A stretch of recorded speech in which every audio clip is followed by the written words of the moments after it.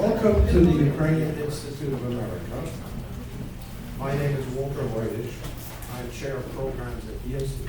The Ukrainian Institute, in collaboration with the World Jewish Congress and the Ukrainian Jewish Encounter, is pleased to present this book signing event, The Genius of Judaism, by the world-renowned public intellectual Bernard-Henri Levy.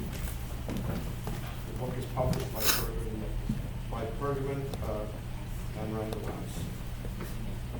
Adrian Karatnycky,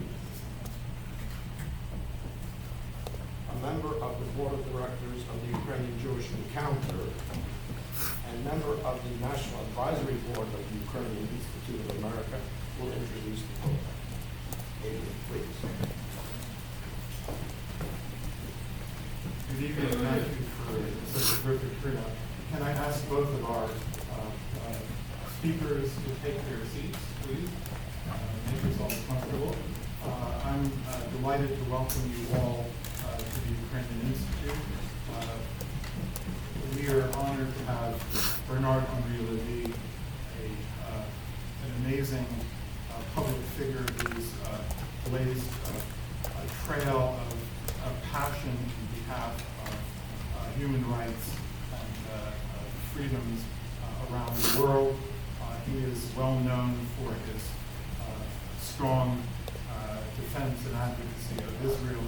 He is equally known for his many years of support for Ukraine's struggle for democracy. Bernard-Henri Levy has visited Ukraine numerous times. He stood on the Maidan with civil society as it pressed for the liberalization and the opening of that country. He went to the front lines to places like Kramatorsk, which were being bombed by the Russian occupation forces, and showed great civic courage. And in his encounters with Ukraine, which are detailed to a degree in the book, he also encountered a very important resonant connection to the subject of his book, to Judaism, because Ukraine, of course, is the birthplace of Hasidism. It is the birthplace of many of the founders of the State of Israel. It is a place resonant as an original homeland, sometimes hospitable and sometimes inhospitable to the Jewish population. So we are delighted that he is here at the Ukrainian Institute.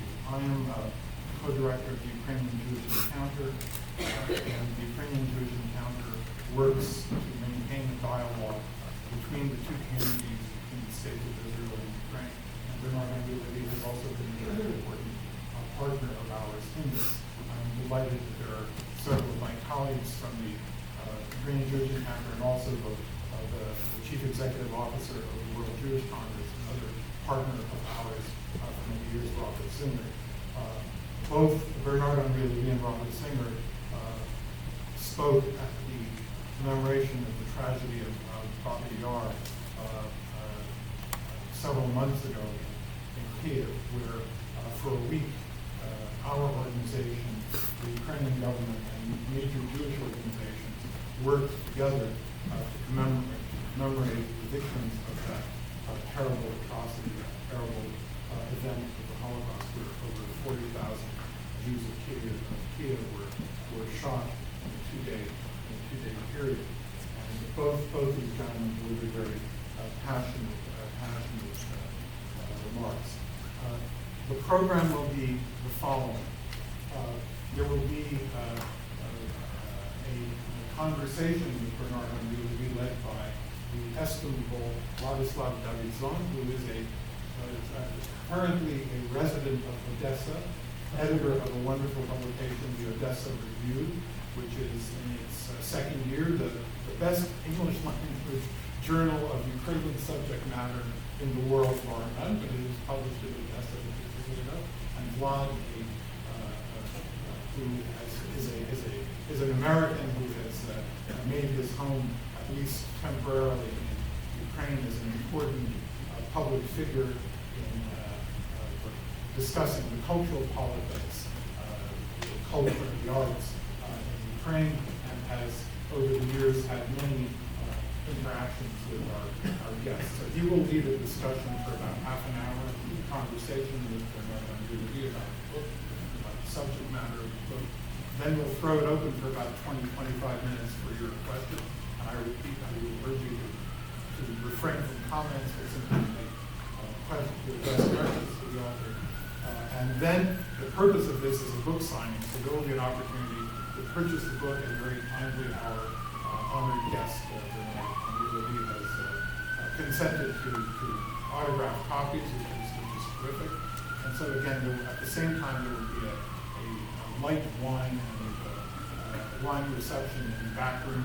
So the book selling will occur, at the signing will occur in the middle room, and we look forward to moving briskly to achieve all of our many aims, and that this conversation will whet your appetite and excite you enough to purchase Bernard's wonderful book. And I thank Bernard in particular for his friendship and above all his steady devotion to countries and to peoples who face dangerous enemies and who are under a great peril, whether it is the Kurds or the Ukrainians or Jewish minorities around the world. He is there as the leading voice, and their leading moral voice, and one of the most forceful voices in their defense. So a great honor to welcome them to the Ukrainian Institute. I turn it over to Vlad. Vlad, take it away. Thank you, Adrian. Thank you, Professor. Yeah, thank you, Adrian. So I want to start with the story of how I met Bernard in Paris on my 29th birthday, a week after my Maidan 3 years ago. Because it's an amazing story, and it was actually the start of my friendship and my camaraderie with Bernard. And Bernard is, of course, a remarkable man, a great friend, and a great friend of Ukraine also, which is why a lot of us are here today, including our friends at the Ukrainian Jewish Encounter, like Beryl. So my editor, David Samuels, at Tablet's European Culture Correspondent, sent me to talk to Bernard and to write a profile of him. I didn't see if David Samuels is here. He was supposed to be. He's a brilliant journalist, and he published yesterday in Tablet the most remarkable interview with Bernard. Yeah, it's really great, right? And it's really worth reading. So if anyone has the time or the inclination, please go on Tablet magazine and read both Adam Kirch's response to the book and Bernard's brilliant interview with Mr. Samuels. So a week after the Maidan finished conclusively, Bernard had brought Mr. Poroshenko, Mr. Klitschko to Paris for the beginning of the presidential campaign, which is getting started. And this was maybe a year and a half before anybody else in France had figured out that Ukraine would be the battleground of the new Europe, and that whatever happens in Ukraine, in a way, would decide the future of Europe and NATO and the liberal order. These conversations that we're having now in the op-ed section of the New York Times, the Wall Street Journal, Bernard was maybe like 18 months ahead of the curve, and he knew immediately that this was very important. He had spoken on Maidan, and he was the first major French intellectual to bring Poroshenko into the Élysée to speak to Mr. Hollande, right? Yeah. So this was a remarkable scene. 1,000 Ukrainians with flags and this remarkable energy on Saint-Germain-des-Prés a week after Maidan, and it's very difficult to replicate that scene. And it was a remarkable moment that Bernard organized for the Maidan in Paris.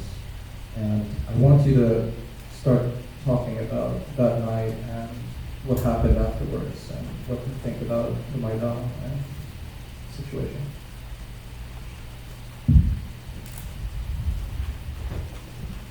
The most remarkable thing was not me to bring Petro Poroshenko and Klitschko in Paris. This was, in a way, easy. When you were on Maidan, when you saw the strength of the spirit of Europe blowing on Maidan, when you guessed that the worst repression could arrive like a thunderstorm on these young girls and boys and elder men who might kill, the immediate reflex was to do whatever is in your power to try to help, to try to increase the support of the civilized world in favor of Ukraine. So the idea to bring Klitschko and Poroshenko to Paris, and in particular to Élysée, was not so difficult to have. What is most remarkable is that François Hollande, who I think had heard about Vitaly Klitschko as one of the biggest, greatest boxers of all times, but not yet as a great politician. François Hollande, President Hollande, who had not heard, I think, a lot, not to say worse, about Poroshenko. Poroshenko was just candidate since a few days. He was in the polls in Ukraine, few percent. Klitschko was leading, Yulia Tymoshenko was very high also in the polls, and Poroshenko was very low. So the miracle was that Hollande accepted to receive them.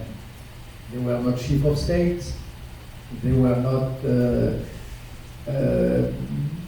they were opposed to a very important partner of France, which is Russia, and so on. So this was the miracle.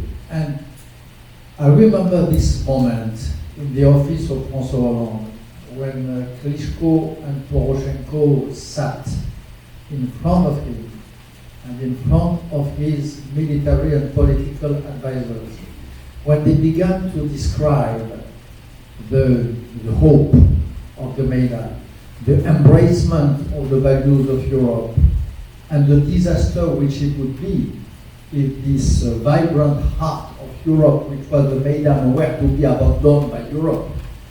When this happened, when I saw the face of President Hollande, who is, as all these chief of state, they are in a way Iron Man, hard to move, frankly, hard to be moved. When I saw on his face the trace of a very strong emotion, I was very happy, and this was really a great moment. Great moment. A few days after, a few hours after, it happened that I have a few habits in a very fashionable cinema of Saint-Germain-des-Prés, which my magazine owns it in part and so on. So I decided it's a real cinema, a theater. I asked to cancel the movie which was released this night, which was a movie of Woody Allen. I asked to cancel with all the, I knew that Woody Allen would understand. We canceled the screening, the commercial screening, and in place of it, we decided to organize a talk with Poroshenko and Klitschko. It was not announced, nobody knew, it was not in the press, it was not in the news, it was not on TV.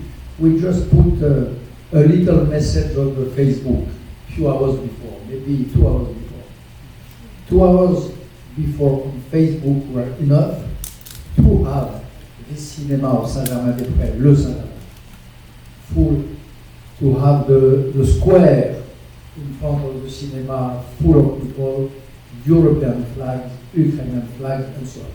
And in a way, I think, maybe you will contradict me if I'm wrong, but I think that the two first real speeches this Poroshenko made in this part of his time, he had been minister before, but it was on the Maidan, the day when I met him, and on the Saint-Germain-des-Prés, when he made a huge speech, absolutely charismatic. And all those who saw Poroshenko this night, And this afternoon at Élysée, did not know about him, but they got instantly that this man, who was the lowest in the polls, would be very soon the man of the situation. He was so great. He expressed such a calm force, and he was so charismatic that the Parisians knew probably before the Ukrainians that he had a very big chance to become president of Ukraine. So this was the day of my meeting with Vlad. After that, a few months after, 1 year after, in May 2015, there was the preparation of the commemoration in Paris on the beach of Normandy of the D-Day, of the arrival of the American soldiers on the ground of France and of the liberation of France against Nazism. And I was again in Kiev, and I spoke again in Maidan for the second time. And I received on my telephone an alert that on the beach of Normandy this day, June 2015, there will be President Barack Obama, that there will be, the Prime Minister of England, maybe the Queen of England, all the most moral consciousness of the world, of the biggest people. And I heard that Putin was invited. That Vladimir Putin will be among this fine crowd. So I sent a very respectful message to my president. And I told him, how can we, France, invite for the commemoration of the defeat of Nazism, one of the man who embodies today at least the worst populism, if not the worst crypto-fascist neo-nationalism. There is something which does not match. I sent this message to my president with all my respect. I had a reply. The reply was that I might be right, but that anyhow, this man, Vladimir Putin, was the chief of the country who was part of the defeat of the Nazism at this time, because he is the Russian army of today inherits the inheritor of the Red Army who defeated Hitler. This was the reply. So I sent another message by appropriate channels. I sent another message rather quickly saying, okay, in the Red Army of the time of the battle against Nazism, there were Russians, but there were also Ukrainians. They were members of the Red Army.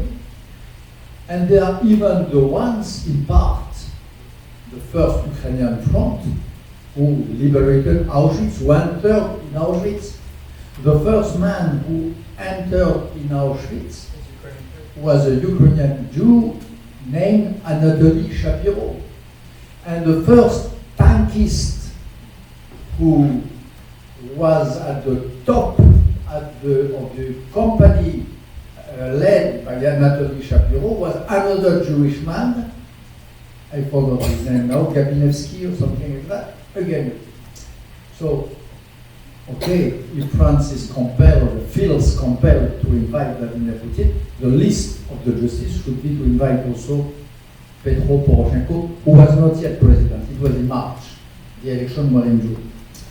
And again, President Hollande had the graciousness, the political sense, the good anti-fascist reflex, which consisted in inviting, though he was not yet elected, the future President Poroshenko. And this is why a few weeks after, we all were to see shake hands, very cold, between Putin and Poroshenko. This is where took birth and stemmed the the so-called normal format, and so on. So this is really the great thing. It is my president of my country, who has not always defects, who is also can be a great country, having really supported Ukraine from the very beginning.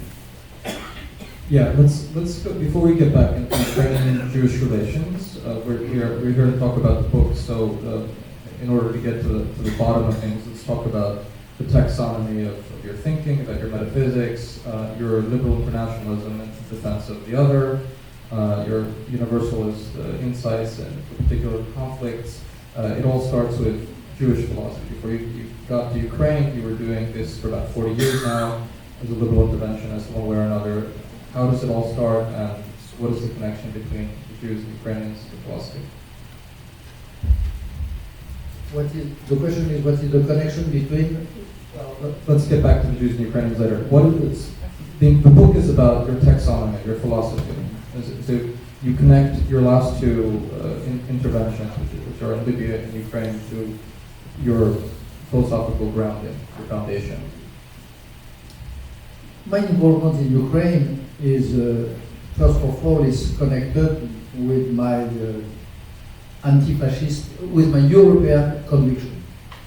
As you said, my dear Vlad, I had the immediate feeling that if Ukraine collapses, Europe will collapse. Number two, my anti-fascist feelings. I know that the propaganda of the Kremlin said that the fascists were back on the Maidan.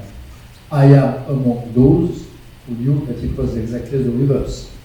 The anti-fascists were prevailing on the Maidan, prevailing even over their own fascist tradition. They were winning over that. It was a great victory of anti-fascism.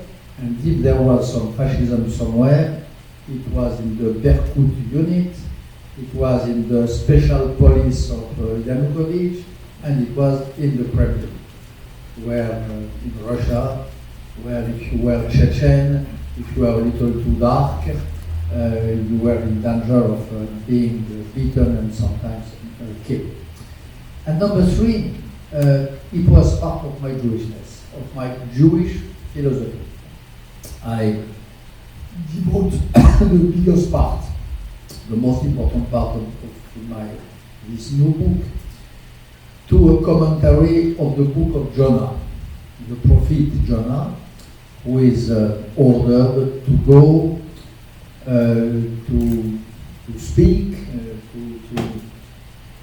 to scream, whatever, not to Israel, but to the place of the otherness, and to the most remote of the others. This place is Nineveh in the Bible. So I think about this story of Jonah going to Nineveh, not understanding why he should go to speak to these people who have been in history so big enemies of the Jewish people. And of course it could not but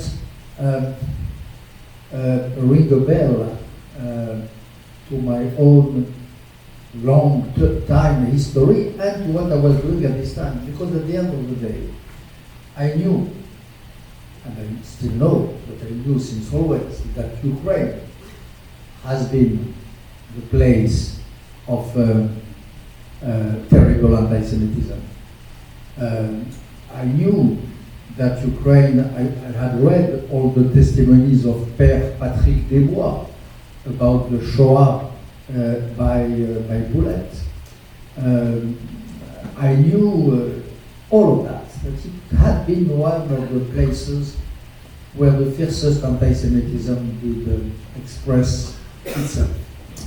But precisely, what I explain in this Genius of Judaism is that precisely when this country, this place of sorrow, of suffering, and of mourning begins the work of remorse, the work of remembrance, when he begins courageously, bravely, this work of mourning, as the Freudian would say, work of mourning.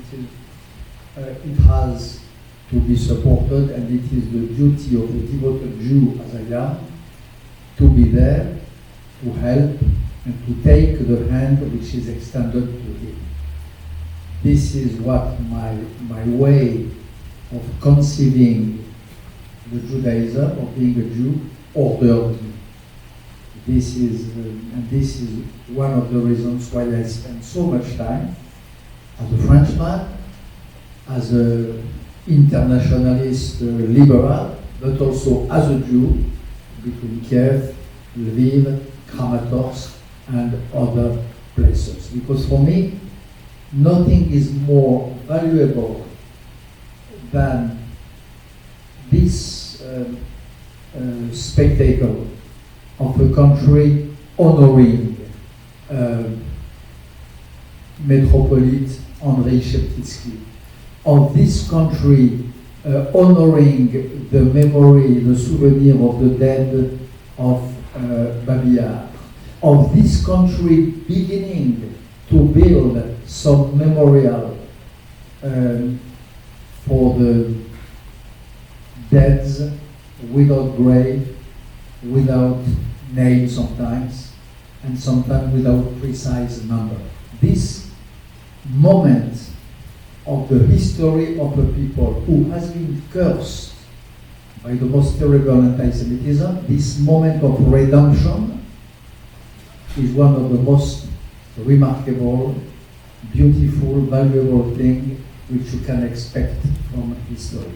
As a Jew, this is what I think, and as a Jew means that this is for me the proper core of what I call in this book the Jewish Judaism.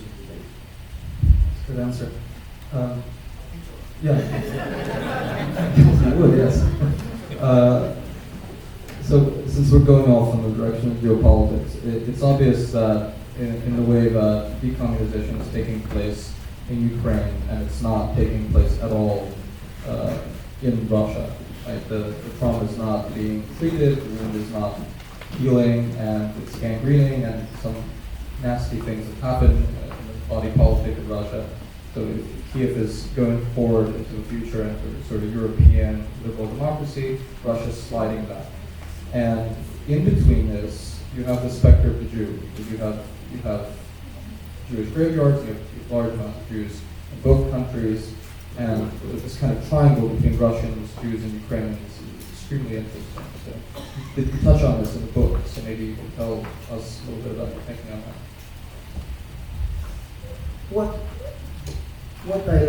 What impressed me in Ukraine, Vlad, and we were together also in this instance, is the way in which the Jewish ghost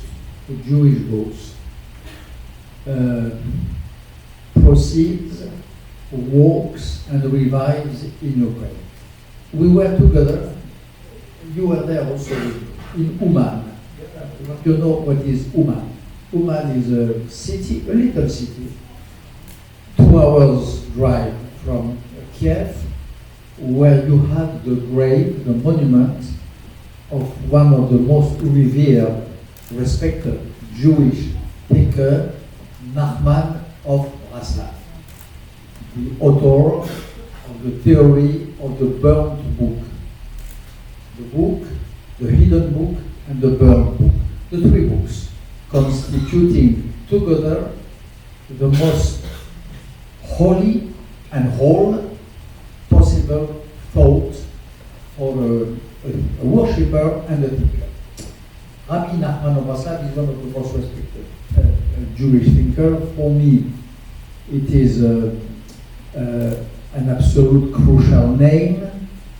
Part of my genius of Judaism of this book is put under the umbrella and under the shadow of Rabbi Nachman of Vladislav, and this Rabbi Vladislav happens to have his grave in Uman. Uman is a little city, but it begins a big city one time in the year, the day of Rosh Hashanah, when there is a big pilgrimage of all the devotees of Nachman of Vladislav coming from all over the world. And Rabbi Nachman de Vladislav was not exactly the father of the Hasidism, but some sort of. So the men who worship him are men in black, very different from Ukrainians and even from secular Jews. I mean, black too is also a white Kind of by the way. yeah. But you see them, and they have big families, and they come these days, this proper day, by thousands. Maybe Uman is 5,000 inhabitants during the year. This day, the population multiplied by 5 or 10. Great people, but who great and great spirit, these worshippers of Nachman de Vladislav, but who are little, they sing all night, they make a lot of noise and so on. And of course, every year there has been an incident, and you reported the last one. But I could not help thinking, the year when I was there, and It's a complete madhouse. It's 30,000 religious fanatics having fun. not fanatics, no, not fanatics. Mystics, yeah. Certainly not fanatics, or you did not read my book, or I read that book and I read the So, mystic, yes. Fanatic, no.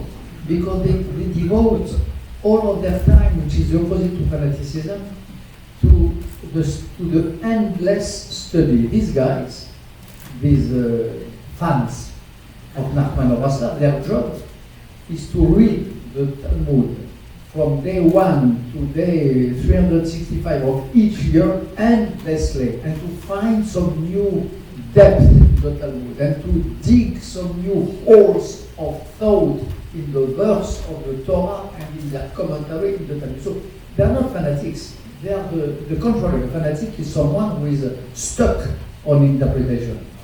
Those guys, they relaunch the interpretation. But no, the real point is that I'm not sure that in my country, in France, I could find a city of like Uman receiving, accepting, and being in its big majority happy, like in Uman, to receive these tens of thousands of worshippers and so on.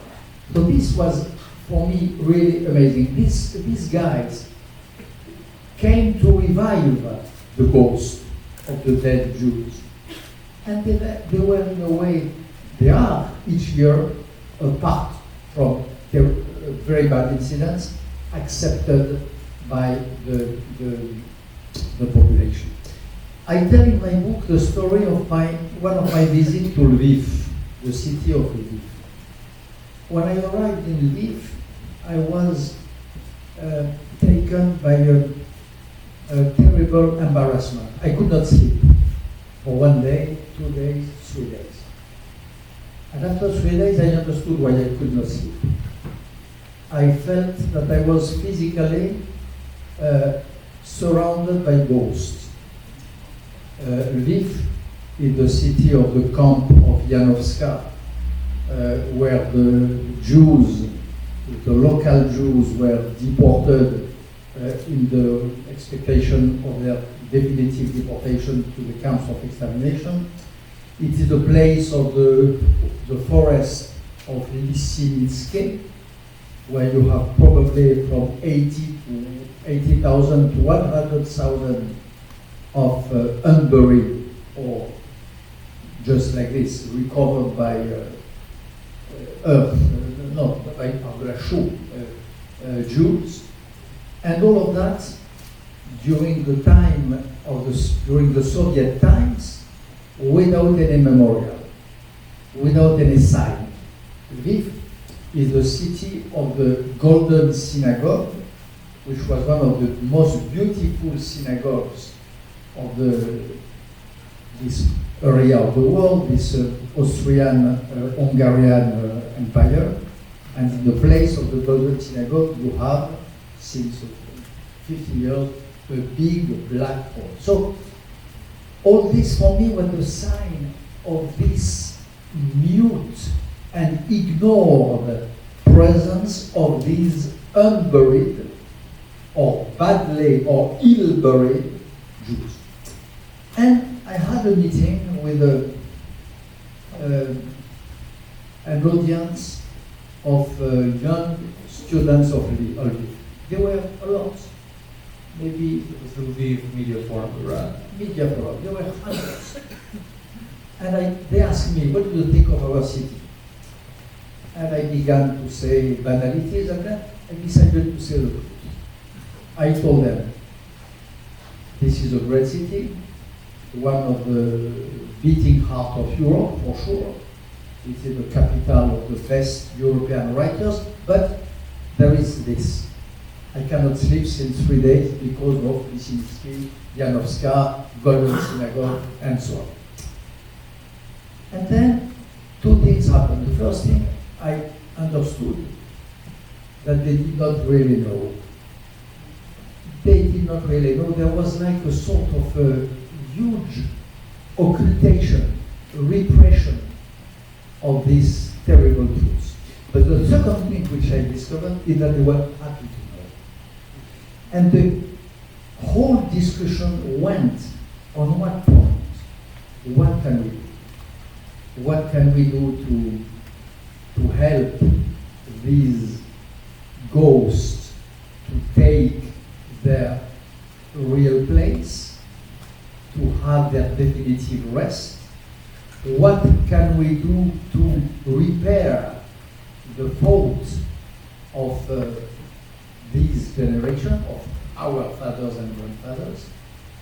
And for me, this very word, which was pronounced by so many young women and men of repair, of course it could not but echo to this great Jewish notion, which is the tikkun olam, reparation.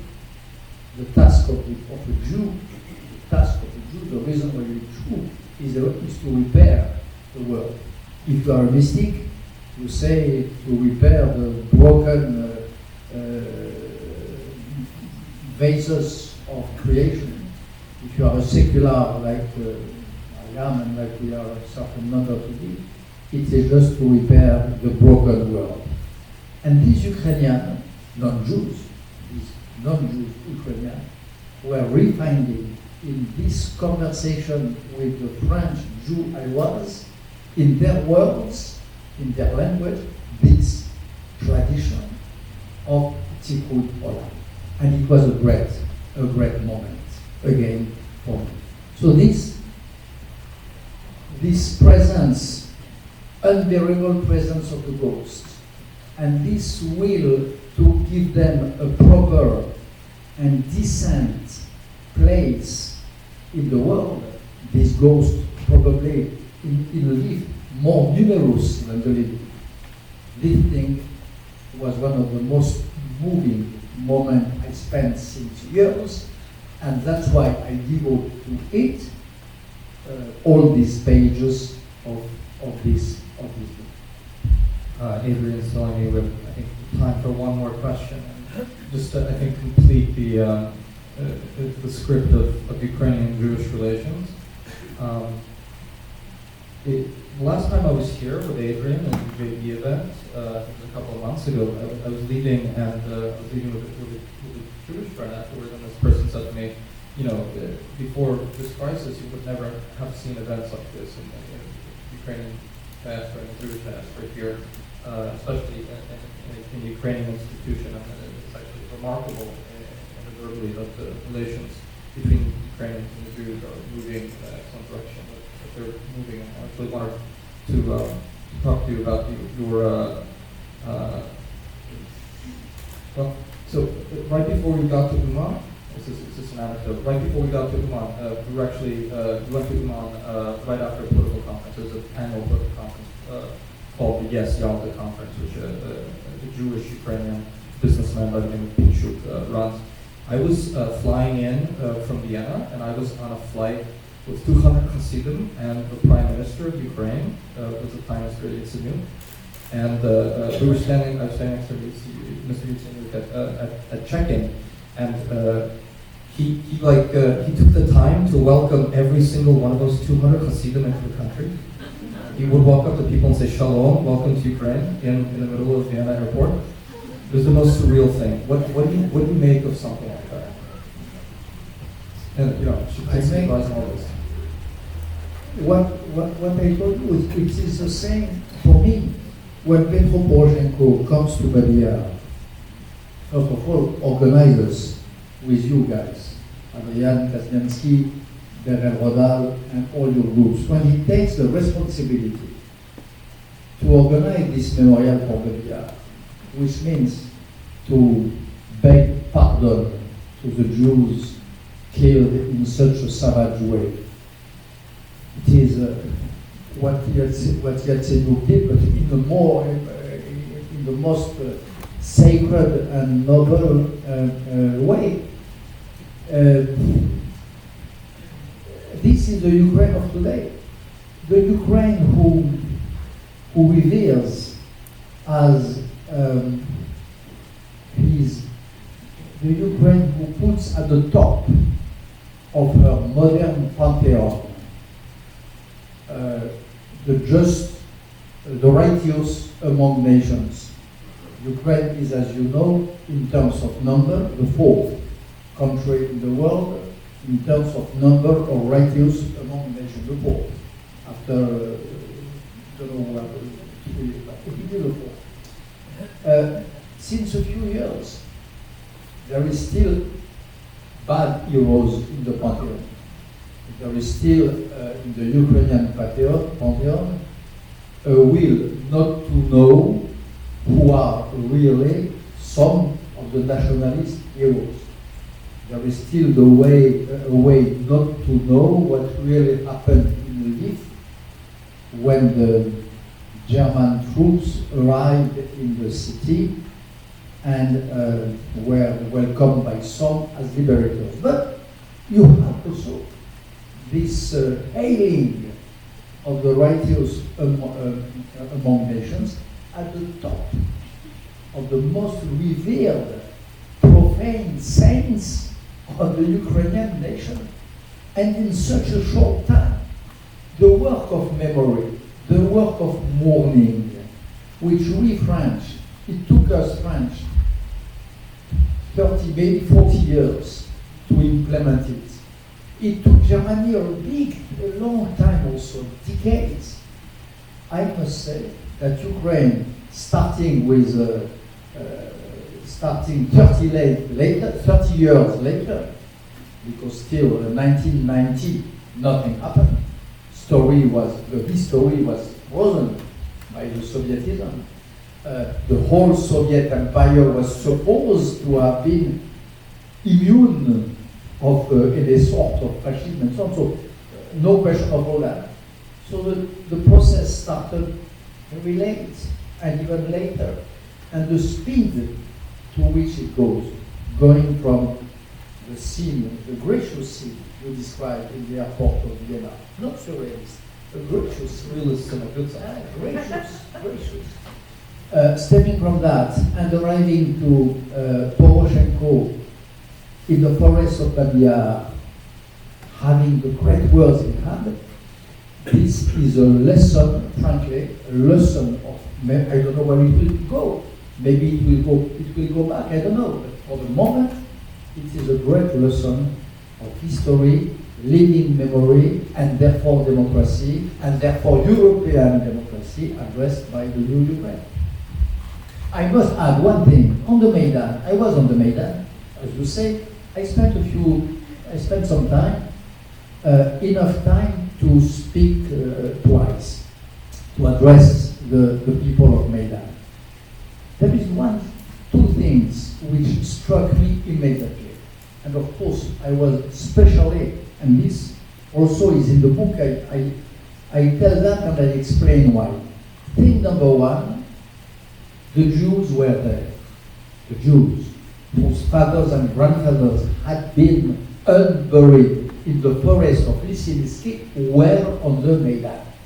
With the Cossack, with the Russian speaker, with the Ukrainian nationalists, they were there. supporting the Maidan, opposing the dictatorship of Yanukovych, asking the troops of Putin to get away of the east of the country. And the thing number two, which impressed me, and believe me, I waited some time before being sure. I looked and looked before expressing what I'm going to tell you. In this place of Maidan, which was the place of all the possible freedom of speech, all the possible freedom of speech. Every fantasy could be said. The best things were said, and sometimes the most stupid things were said. It was a place of freedom, a sort of a big political Hyde Park corner in front of the killer of the Berthoud. There is one fantasy which I never heard. There is one sort of graffiti which I never read on the walls. But there was again all sorts of graffiti. It was fantasy and graffiti anti-Semitic. On this place of all liberty, there is one liberty which was not taken by the average demonstrator of Maidan, was the liberty to be anti-Semitic. I understood at this moment that something really strong was happening, and really quick was happening in the old rotten kingdom of Ukraine, having a great reviving and renewal at this time. Thank you. So,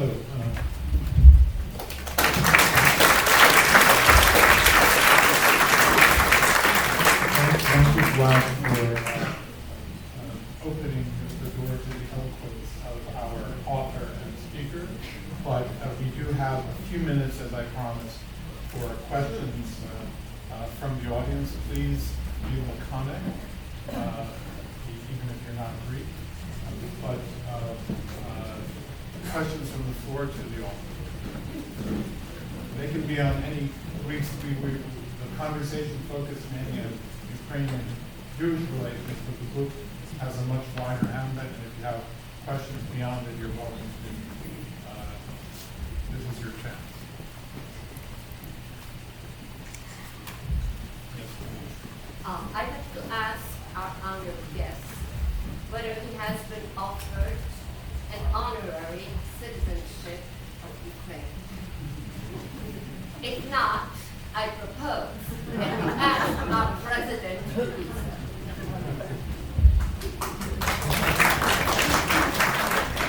Thank you very much, madam. I would be more than honored by that. Hopefully, you will be there. I accept few honors, by the way. I'm one of the rare Frenchmen of my age, old age, and reasonable situation who does not have one thing which is called the Légion d'honneur. You know Légion d'honneur? Okay. I don't have it.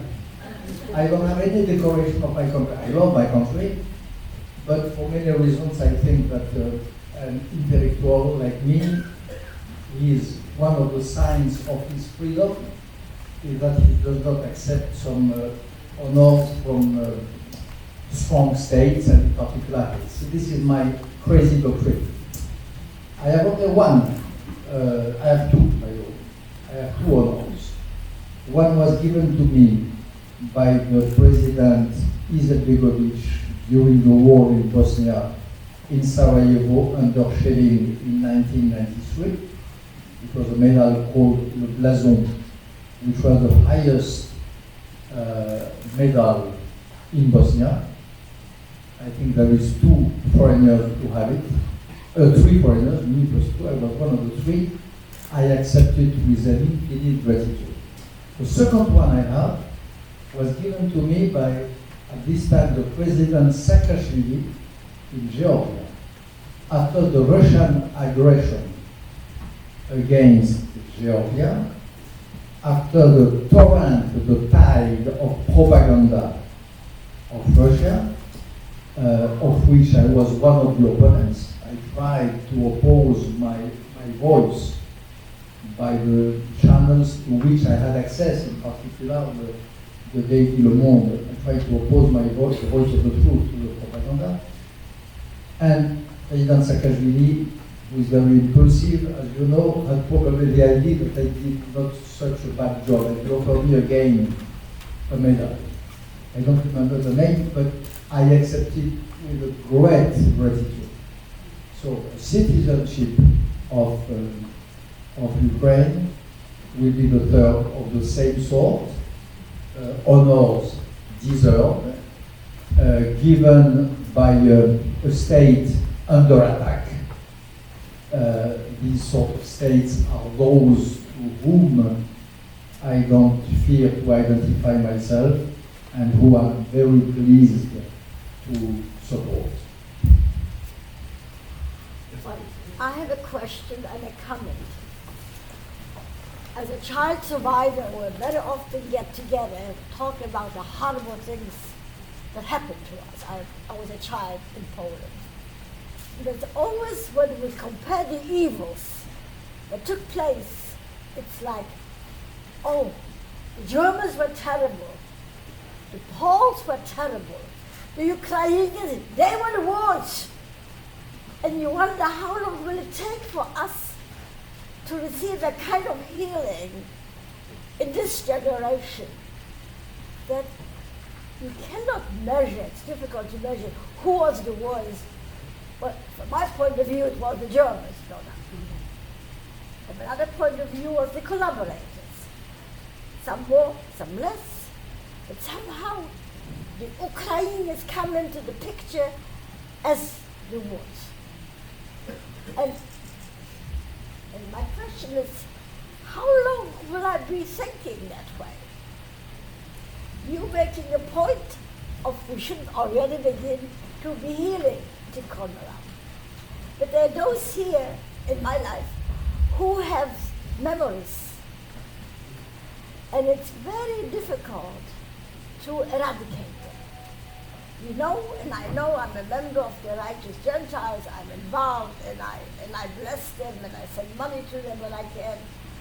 But it is something so deep that I don't think a book or a lesson or anything or bringing in the Breslov will ever heal the memory when you constantly think about the Ukrainians. That's it. Madam, I don't know really what to reply because your question is an abyss of complexity. Is a what? Abyss. Oh, Evil, unable to establish, and this is not my purpose in this book, to establish some degrees in evil. This was more evilish than this one. I don't proceed this way. I cannot say. What I say in this book, there is a theory of the evil. What is evil?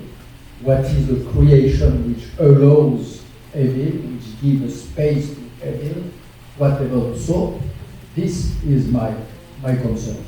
This is what I try to articulate in the book. The other thing which I try to articulate is what I told you.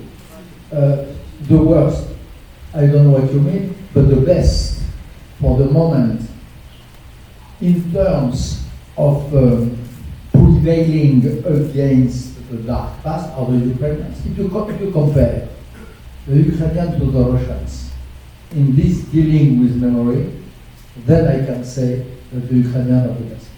And the last thing I will say on this reply to you is that for me, I'm here since 2 weeks in New York. I had the chance, in a way, to be here in these very special days, which are facing the United States of America. And it's an experience for a European man to see all that happened in the last days. I was attending a lot of public debates. I gave a respectable number of lectures. I would say that the most moving moment for me of these last 2 weeks in America is probably today because of this encounter. I don't know who is who. I'm not going to make a count, but this encounter of proud Ukrainians and affirmative Jews under the same roof, hearing us speaking about this dark past, uniting and opposing the Jews and the Ukrainians, this is frankly a great news. And this is for me a great rendezvous, and I will remember it as a great moment of this sequence of time. Jews and Ukrainians under the behalf of the Ukrainian Institute of New York. It's a treat.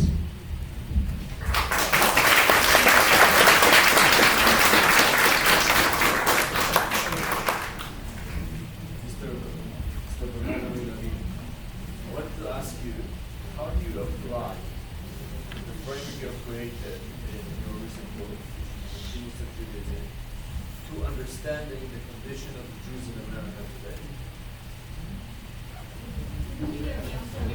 How do I apply my framework of the Jerusalem to the situation of the Jews in America today? I think that an American Jew who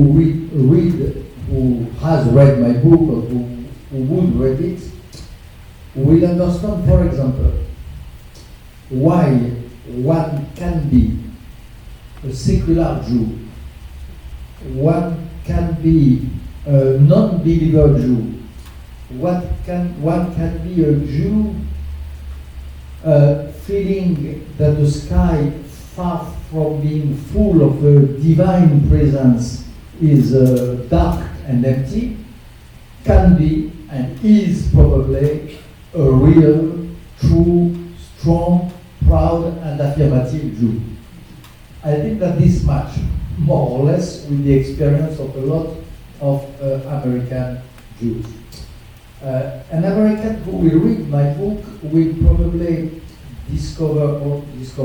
understand or begin to understand also why the partition, the dividing line between liberal Jews and Orthodox Jews is a false one. Why this is not the question. I devote a big chapter of this book explaining that this way of opening the men in black to the secular liberals is completely un-Jew. That the real partition is the dividing line between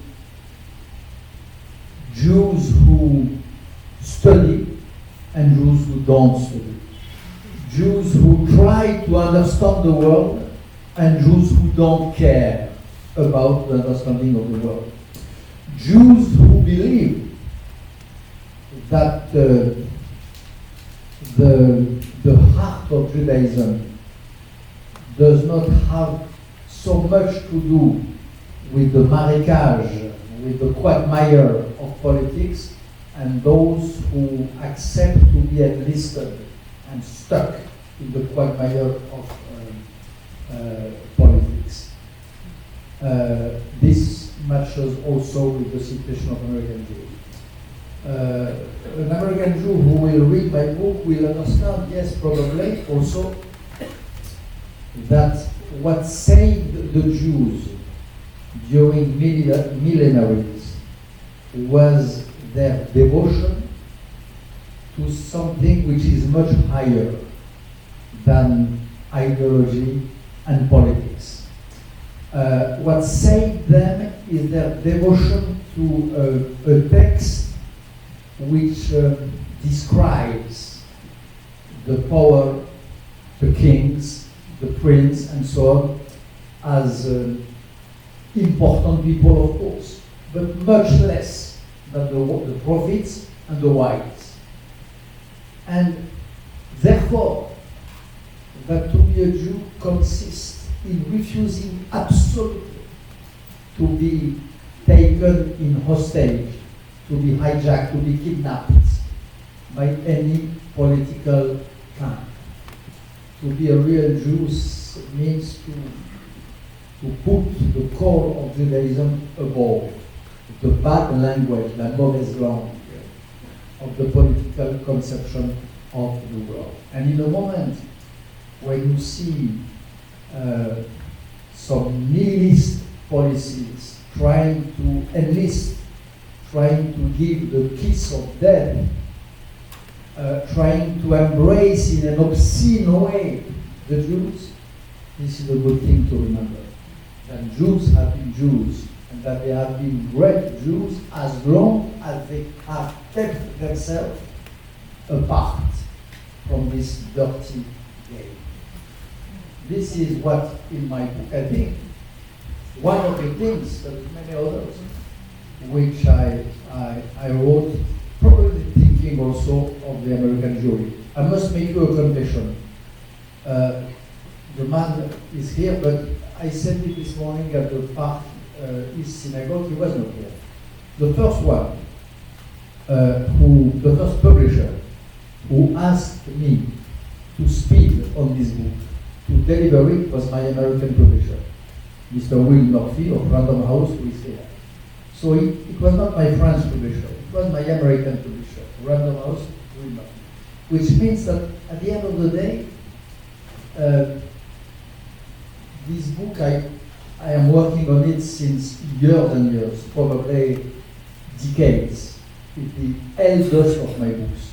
But when I decided to put an end to it, when I decided to interrupt the infinite, endless process of it, I thought, because of what I tell you, because of my conversation with my American publisher, probably more to of the American Jews than of the French one. And I'm asked, since I'm here, but I'm happy of your question, I'm asked about the situation of the Jews in France.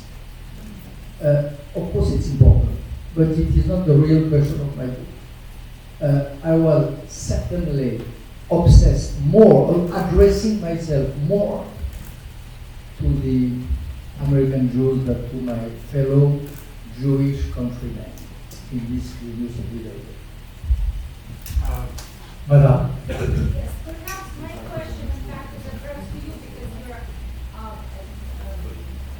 you're involved in the Jewish-Ukrainian relationship. I'm sorry, but it's a few weeks ago, Ukraine was one of the 13 nations that had a UN vote in opposition against Israel. So, to me, as too many Europe Jews, both parties actually, Republican, Democratic, was a great disappointment. Can you address that? Well, I don't speak for the Ukrainian government, but what I can say is that the Ukrainian government, in my view, should not have supported the resolution. However, it was in the company of Japan, Britain, France, and other democracies that also joined in that vote. And I think it's a broader problem. It's not a problem specifically of Ukraine. It's a broader problem that needs to be addressed more broadly to the democratic world. I think there's a much more. I don't think that the problem can be focused on the Ukrainians alone. They were acting in an international context, and in my view, it was the wrong decision that they made. But they made that wrong decision with a lot of other countries. So it's a much broader problem for the friends of Israel. I think that the proper position, at the very least, should have been an extension. But yes, and I think that it was not done with a lot of conversation. It's not clear that these decisions were actually taken at the very highest level. It was seen by the Ukrainians as a routine decision. I think it was unfortunate because it was a very important thing, and they were not on the right side. But Adrian, can I interject just a little bit? Because so I worked on that issue, and I am the journalist who broke the scoop that the Obama administration put extreme pressure on the Ukrainians to do that. There was a phone call directly from Vice President Biden to Poroshenko on December 17th. Of course, the Ukrainian government will deny that. I mean, there was a phone call that everyone knows about, but there was extreme pressure put on the Ukrainians this was confirmed to me by multiple people in Tel Aviv and in Washington, and certain Ukrainian Jewish businessmen close to the government. So on this question, of course, my good friend has something to say about it. As a member of the American Jewish community, who is a foreign correspondent in Kiev and works on this issue, on this, there's nothing to reproach Ukrainians. They were put into a lose-lose situation by not doing the presidential administration. Thank you. I think we have to wrap up this evening, simply because if we continue, it will make superfluous the purchase of books. And I think one of the purposes of this, and I know there are representatives of Random House here, which is to allow you to have the genius of Bernard-Henri Levy coming to you home, because he will not come home with you. Or maybe he would.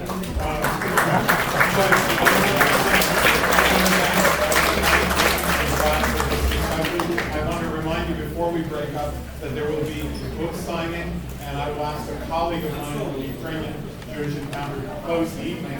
One last point: the Ukrainian Institute has a rich cultural program, musical program. In March, for example, we will host an important Ukrainian composer who composed a Hoydysh for Babanyor, which was performed at the time of these ceremonies. So please log on to the website or pick up literature. This place is a place of interesting cultural and musical activities, and you are welcome to enjoy it and to be a part of this growing community. And there will continue to be other events that the Ukrainian Jewish Encounter and our friends in the Jewish community will jointly do in this lovely space. And before I conclude, I'd like to ask my colleague from the Ukrainian Jewish Encounter, Beryl Rodell, to close the evening. I would like, Adrian, sorry, Beryl, in 1 minute. Sorry for on house, maybe I will sign less books, but I would like to add one word about the resolution, because this is important. You are completely right. This resolution was a shame. It was a shame because of the place, it was a shame because of the moment, and it was a shame because of the wording. The place, which is UN. UN is dishonored regarding human rights and regarding Israel in particular. It is the last place in the world where lessons should be given to Israel. It was the wrong moment, because, come on, few weeks before going out of office, for one or for the other, to think about one's legacy on the back of the little Israel, a few weeks after not having dared to raise the same hands in order to prevent Aleppo, was a comedy, and was a cheat, and it was a circumcision. The same hands who did not have the courage to abstain on Israel did not have the courage to prevent Aleppo in the same place. And the wording was terrible of this resolution, because even in the sentence, which was supposed to please Israel, the sentence condemning terrorism, the sentence was terrible. It was, we, the subscribers, condemn all forms of violence, including the terrorism. One could frankly wonder what are these forms of violences, of which terrorism is only one part. So it was a shame on all regards.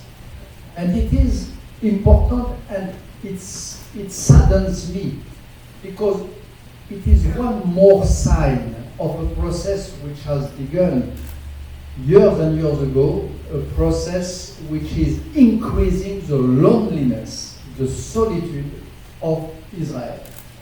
The loneliness of Israel, the demonization of Israel begins to be a real concern maybe for you, maybe for us, and for me.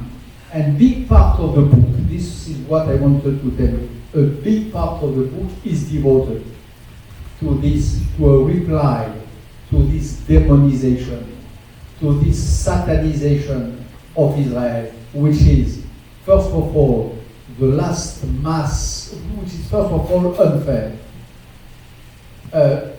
Israel should be praised even on the and not even, mostly on the standards of liberalism. The standard value of the liberal should not condemn, but should praise Israel. And maybe more important, it is the last mass and the most probably terrible which we have to face of the old anti-Semitism. And this is what I try to say in the book. I devote a huge part of the book to that, because for me it is one of the most burning issues which I think I will have to face for the rest of my life. Thank you.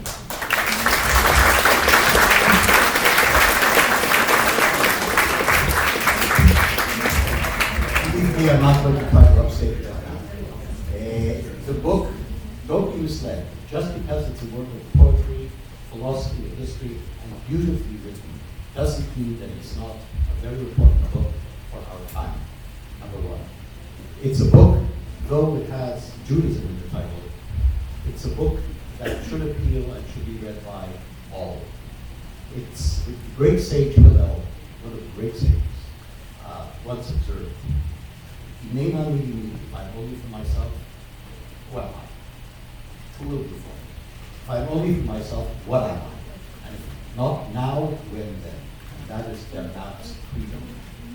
Hillel also was approached by somebody who said, teach me the whole Torah on stand on my foot. And he said, that's easy. Don't do unto others which you don't want others to do unto you.